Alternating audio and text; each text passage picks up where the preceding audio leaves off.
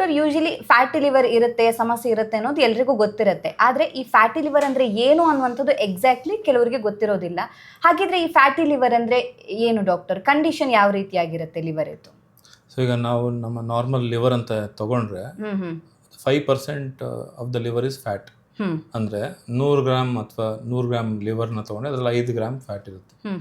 So ಅದು percentage of fat ಜಾಸ್ತಿ ಆಗ್ತಿದ್ದಾಗೆ fatty liver ಅಂತ ನಾವು ಹೇಳ್ತೀವಿ. ಕೆಲವರಿಗೆ ಮೋರ್ ದೆನ್ 10% ಇರುತ್ತೆ, ಕೆಲವರಿಗೆ ಮೋರ್ ದೆನ್ 30% ಇರುತ್ತೆ. ಆ ಪರ್ಸೆಂಟೇಜ್ ಆಫ್ ಫ್ಯಾಟ್ ಜಾಸ್ತಿ ಆದಾಗೆ ಸಿವಿಯರಿಟಿ ಆಫ್ ಫ್ಯಾಟಿ ಲಿವರ್ ಡಿಸೀಸನ್ನು ಜಾಸ್ತಿ ಆಗುತ್ತೆ. ಓಕೆ, ಸೊ ಕಾಮನ್ ಆಗಿ 5% ಎಲ್ರಿಗೂ ಇದ್ದೇ ಇರುತ್ತೆ. ಸೊ ಹೆಲ್ದಿ ಪರ್ಸನ್ಗೂ ಆ ಫ್ಯಾಟ್ ಇರಲೇಬೇಕಾಗುತ್ತೆ. ಬೇರೆ ಏನಾದ್ರೂ ಹೆಚ್ಚು ಕಡಿಮೆ ಆದಾಗ ಜಾಸ್ತಿ ಆಗುತ್ತೆ, ಆ ಪರ್ಸೆಂಟೇಜ್ ವೈಸ್ ಜಾಸ್ತಿ ಆಗುತ್ತೆ ಅಂತ. ಹೆಚ್ಚು ಅಂದ್ರೆ ಎಷ್ಟು ಪರ್ಸೆಂಟೇಜ್ ಜಾಸ್ತಿ ಆಗುತ್ತೆ? ಮೋರ್ ದೆನ್ 30% ಅಂದ್ರೆ ಅದಕ್ಕಿಂತ ಜಾಸ್ತಿ ನಾವು ಇದು ಮಾಡ್ಲಿಕ್ಕೆ ಹೋಗಲ್ಲ. Okay okay.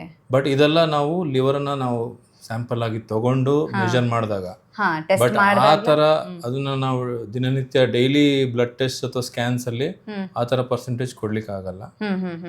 ಅದು ಮೇನ್ಲಿ ಅಲ್ಟ್ರಾಸೌಂಡ್ ಅಂತ ಏನು ಸ್ಕ್ಯಾನ್ ಮಾಡಿಸ್ತೀವಿ, ಅದರಲ್ಲಿ ತುಂಬಾ ಕಾಮನ್ ಆಗಿ ಗೊತ್ತಾಗುವಂತ ಕಂಡೀಷನ್. ಅಂದ್ರೆ ಅವರು ಇನ್ಯಾವುದೋ ಕಾರಣಕ್ಕೆ ಹೊಟ್ಟೆ ನೋವು ಅಥವಾ ಇನ್ನೇನೋ ಪ್ರಾಬ್ಲಮಿಗೆ ಹೋಗಿರ್ತಾರೆ, ಆ ಟೈಮಲ್ಲಿ ಸ್ಕ್ಯಾನ್ ಮಾಡಿದಾಗ ಅವಾಗ ಗೊತ್ತಾಗುವಂತ ತುಂಬಾ ಕಾಮನೆಸ್ಟ್ ಫೈಂಡಿಂಗ್ ಇದೆ. ಸೊ ಪರ್ಪಸ್ಫುಲ್ಲಿ ಯಾರು ಬರಲ್ಲ, ಬೇರೆ ಪ್ರಾಬ್ಲಮ್ ಇದೆ ಅಂತ ಬಂದಾಗ ಆ ಸ್ಕ್ಯಾನ್ ಮಾಡಿದಾಗ ಗೊತ್ತಾಗುತ್ತೆ ಫ್ಯಾಟಿ ಲಿವರ್ ಇದೆ ಅನ್ನೋಂಥದ್ದು. ಓಕೆ. ಅದಲ್ದೇನೆ ಈ ನಡುವೆ ಸ್ವಲ್ಪ ಮಾಸ್ಟರ್ ಹೆಲ್ತ್ ಚೆಕಪ್ಸ್ ಅಂತೆಲ್ಲ ಜಾಸ್ತಿ ಆಗಿದೆ, ಅಂದ್ರೆ ಪ್ರಿವೆಂಟಿವ್ ಹೆಲ್ತ್ ಚೆಕಪ್ಸ್.